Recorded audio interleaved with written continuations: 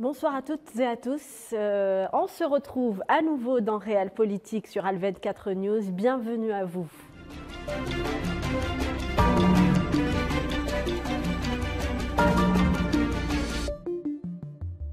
Professeur Mohamed Barkouk, bonsoir. Bonsoir madame.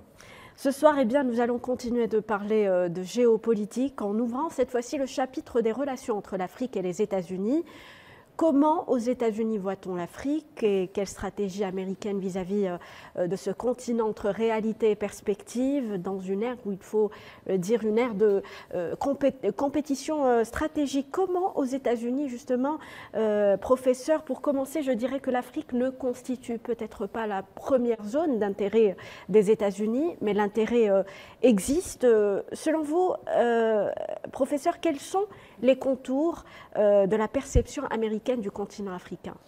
Les contours de cette, de cette politique sont définis dans le cadre d'une politique américaine en Afrique subsaharienne. On voit déjà cette définition géopolitique de l'Afrique qui n'englobe pas nécessairement la zone Afrique du Nord.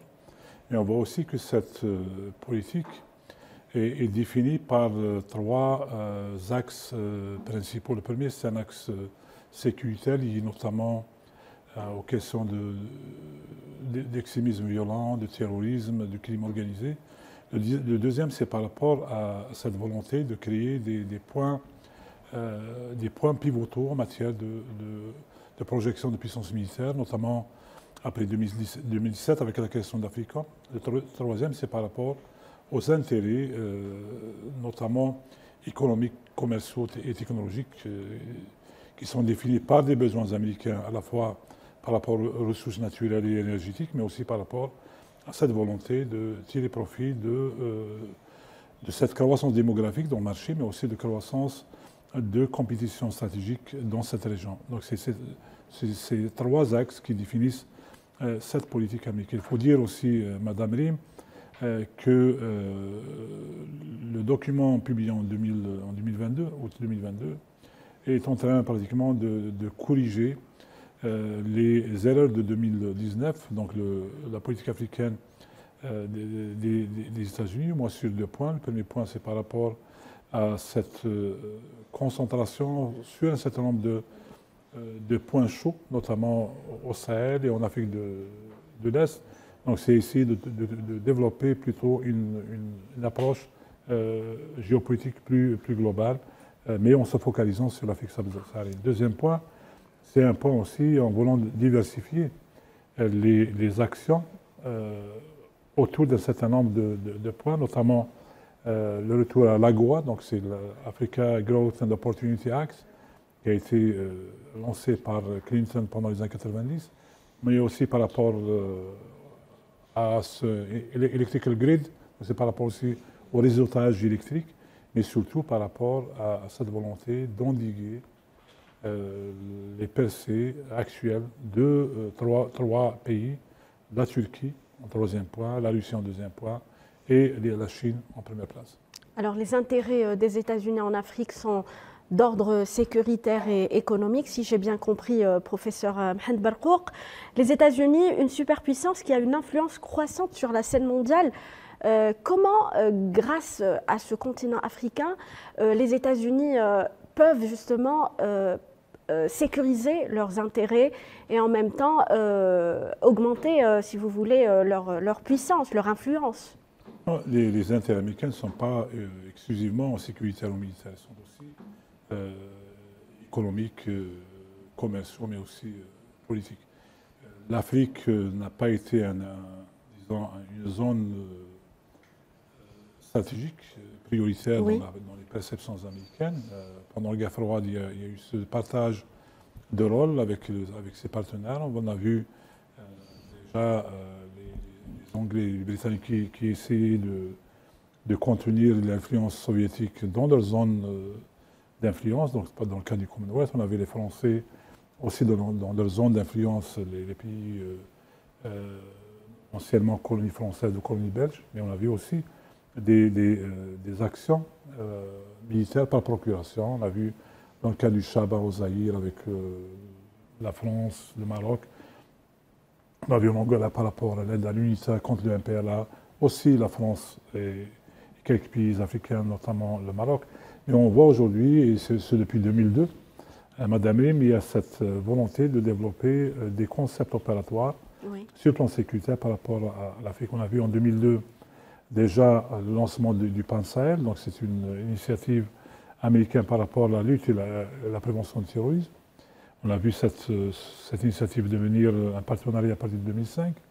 Mais on a vu aussi des actions militaires américaines post-guerre froide. La première, c'était Operations Restore Hope, donc c'est en Somalie. On a vu ces opérations échouer, donc ça a créé quand même des incidences politiques aux États-Unis. On a vu, après les attaques de Nairobi, de Mombasa à la fin des années 90, aussi cette volonté américaine de développer une nouvelle logique de lutte contre le terrorisme par des actions dites préventives. Mais aujourd'hui, on voit des réseaux de bases militaires américaines, soit permanentes ou non permanentes, parce qu'il y a, dans le cadre de la loi américaine, il y a cette distinction entre les deux. Par exemple, au Niger, à nos frontières, il y a 6 bases militaires, dont 2 sont permanentes, à Agadez plutôt et à Niamey, mais on voit aussi dans la sous-région, dans les pourtours de nos frontières, il y a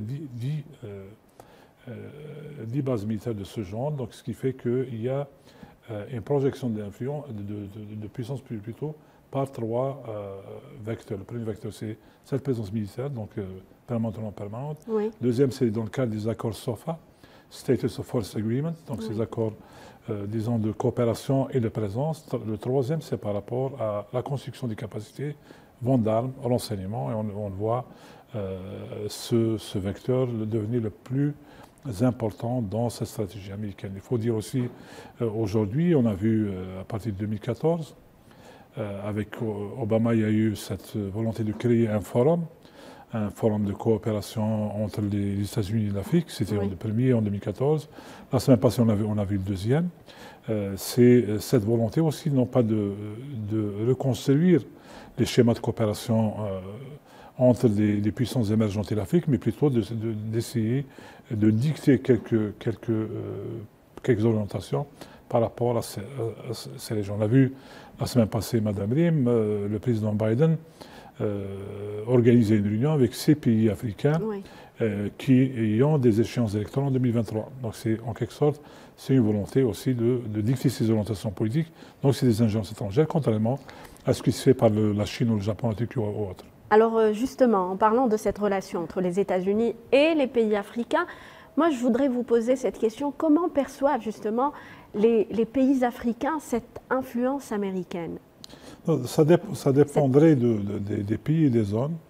Et ça dépendrait aussi de leur disons, typologie de relations en matière de politique étrangère. Aujourd'hui, on voit des percées chinoises, même dans des zones qui étaient traditionnellement pas françaises, donc pro-occidentales. On a vu au Mali, on a vu à Djibouti, où la Chine a eu sa première base militaire, à quelques kilomètres de la base américaine à Lemonnier. Donc il y a déjà ces changements. On a vu au Mali, on voit en Afrique centrale, on voit dans d'autres pays.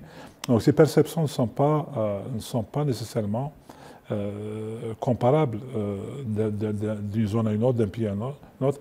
Mais ce qui est important, c'est de lire ces relations par rapport aux différentes perceptions américaines, parce qu'on est en phase d'action des États-Unis et potentiellement des schémas d'adaptation, même de réaction. Donc on a vu, comme je disais, il y a déjà le secteur de sécurité militaire et le secteur énergétique. Vous donnez 2 pays qui sont aujourd'hui les pays qui approvisionnent les États-Unis en matière énergétique, l'Angola et le Nigeria en majorité, mais on voit aussi d'autres pays qui sont en train de devenir des plateformes de projection, d'influence des États-Unis en Afrique. Le Rwanda, par exemple, qui était traditionnellement plutôt proche des Français, mais vu ce qui s'est passé pendant les années 90, il y a des adaptations. On voit en Afrique du Sud, c'était une relation traditionnelle qui s'est quelque peu renforcée et consolidée à partir de 1994 Oui. avec la nouvelle politique de Clinton, mais aussi la présence du leader Mandela dans ce pays, donc qui a créé une nouvelle logique, une nouvelle dynamique de relations entre ces deux pays. Un intérêt important entre les deux pays. Justement, professeur, moi j'aimerais m'intéresser à, puisqu'on parle de politique africaine des États-Unis, c'est-à-dire on va dire les différentes phases traversées par cette politique. Il y a eu donc, vous avez parlé justement de ce sommet États-Unis-Afrique qui a été organisé sous l'ère d'Obama, et ensuite sous l'ère Trump, il y a eu un flottement. Est-ce qu'on peut parler il y a eu un mépris. Un désintérêt. Il y a un mépris par l'Afrique vu les déclarations qui n'étaient pas très politiquement correctes, qui avaient créé des réactions assez violentes, même aux États-Unis, parce que c'était des mépris, voire à la limite du racisme.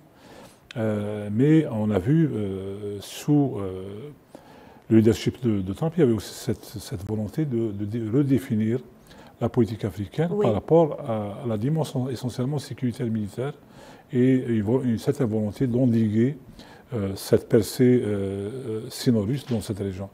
Le document a été publié au mois de décembre 2019, présenté par l'ancien Conseil aux affaires de sécurité nationale John Bolton, qui a déjà travaillé beaucoup justement sur le continent, autour des quelques dossiers du continent. C'est pour ça qu'il y a cette focalisation autour des questions de sécurité, le terrorisme et l'extrémisme violent, les questions du crime, notamment transnational, et puis ces nouvelles compétitions stratégiques, notamment avec la Chine. Mais aujourd'hui, il faut dire qu'on a vu pendant l'ère Clinton plus de volonté pour redynamiser cette relation, pour lui donner un sens, vu que pendant les années 90, il y avait plus de relations par rapport justement aux questions d'équilibre autour de la polarisation du monde, donc c'est Est-Ouest, mais aussi on a vu avec George Bush un certain nombre de visites en Afrique, on a vu cette volonté de créer les conditions de paix au Libéria, au Sierra Leone, un rôle donné au Nigeria dans le cadre de l'ECOWAS, un rôle plus renforcé, mais on voit aussi un rôle plus visible au Kenya, en Afrique de l'Est. Donc il y a cette notion de pays pivot qui a été développée justement par Clinton dans sa logique par rapport au monde, mais surtout par rapport à l'Afrique. Il y avait ces pivots. Donc c'est des points d'intérêt, mais aussi des centres de rayonnement en quelque sorte de cette politique américaine dans ces régions. Sous Joe Biden, actuellement, quelles sont les perspectives? Quel pourrait être l'apport on va dire, de l'influence américaine sur le continent, lorsqu'on sait que c'est un continent qui demeure, où l'instabilité persiste, professeur Barkouk? L'instabilité persiste parce qu'on a déjà 20 pays qui sont soit fragilisés ou potentiellement fragiles à l'avenir. Donc 20 pays sur les 55, c'est pratiquement 40%, 35% de ces pays. Mais on a 32 pays parmi les 55 qui sont classés comme pays moins avancés parmi les 48 pays qu'on est le monde. Donc 32%, c'est la majeure partie de ces pays. Mais on voit aussi en Afrique, aujourd'hui, on est pratiquement 1,4 milliard de personnes. En 2050, c'est aux environs de 2,5 milliards de personnes. Oui. Mais avec un potentiel économique important, 30% de toutes les ressources naturelles non exploitées sont en Afrique. Donc il y a un potentiel humain important, jeunesse, un potentiel naturel important, mais malheureusement, on voit plus de conflictualité que de stabilité.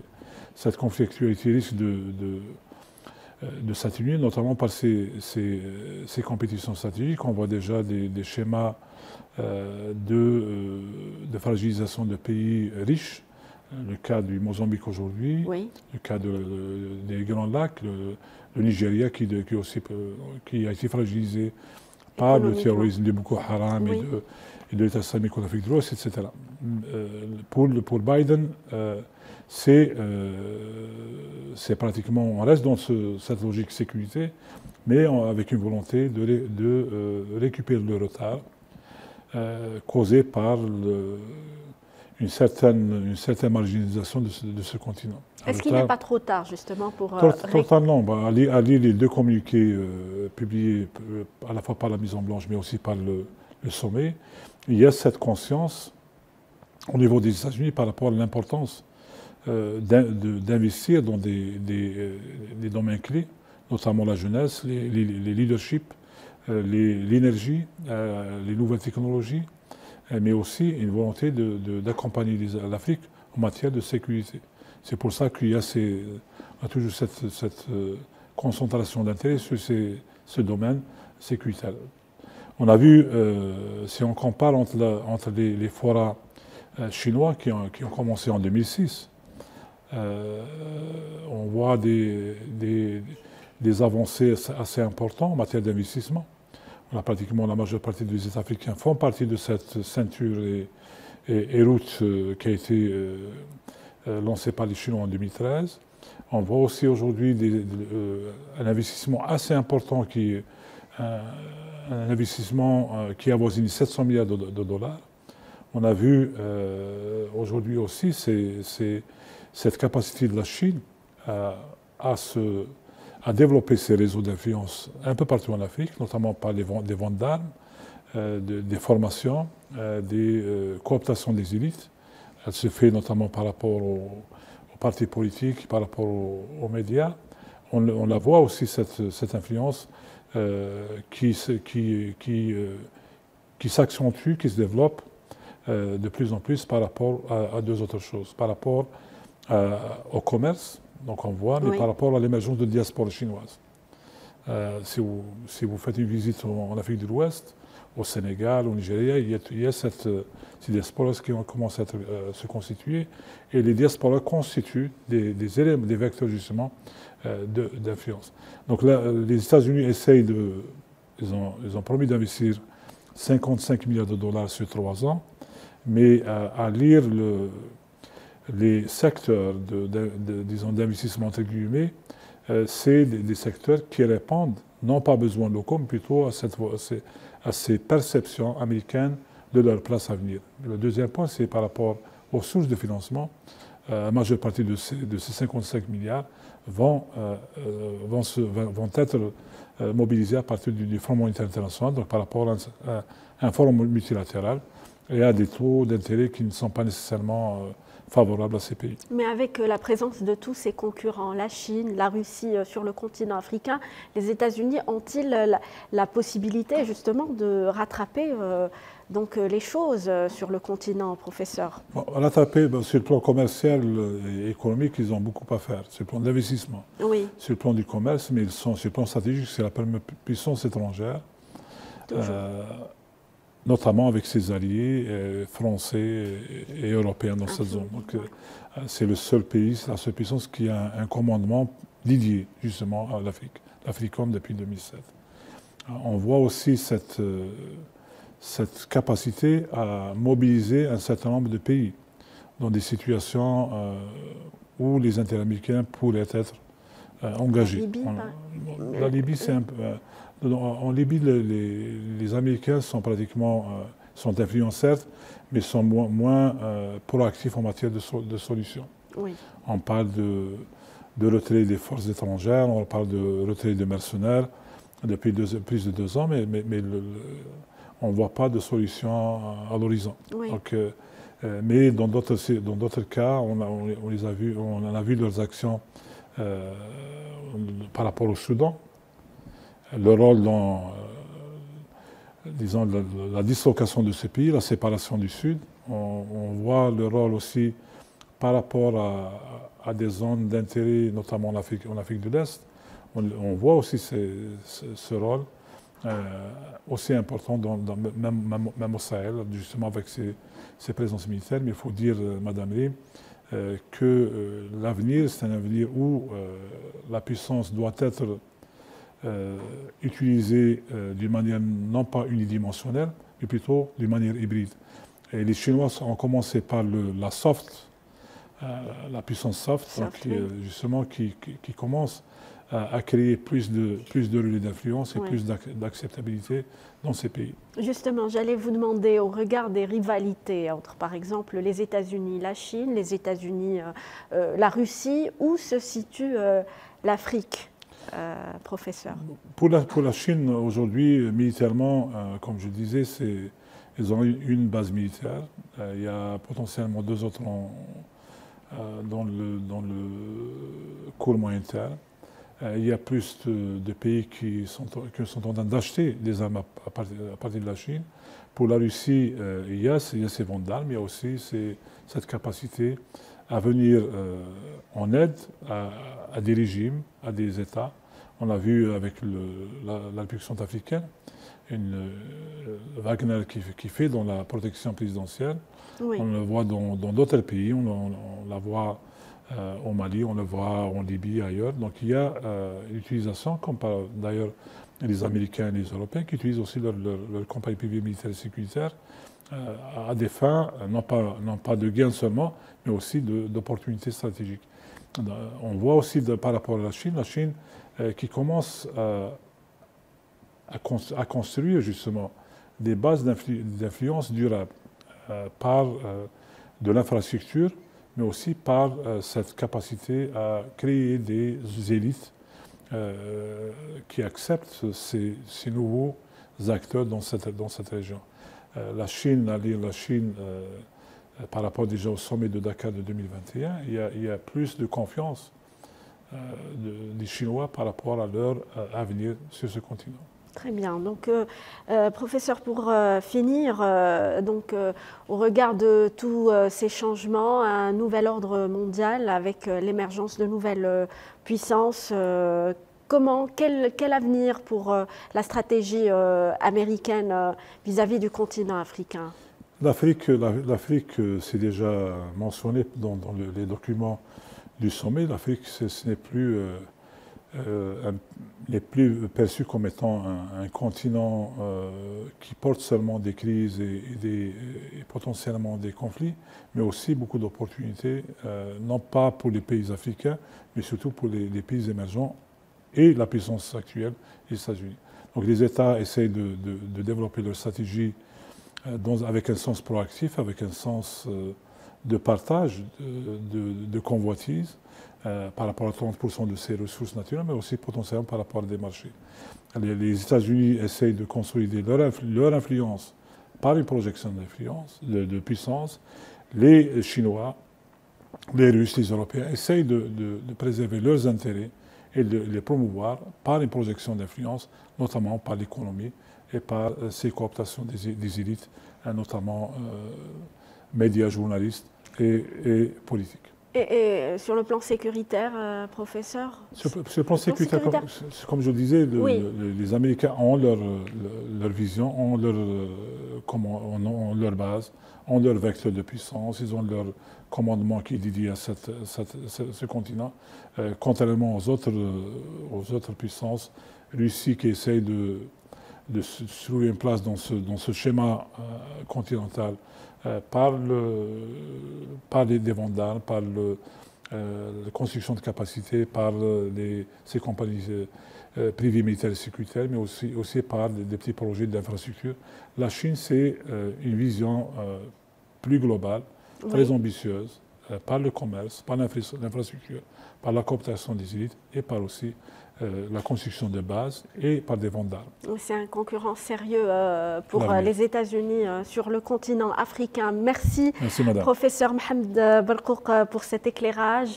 Merci, chers téléspectateurs, de nous avoir suivis. Très bonne soirée sur Al 24 News.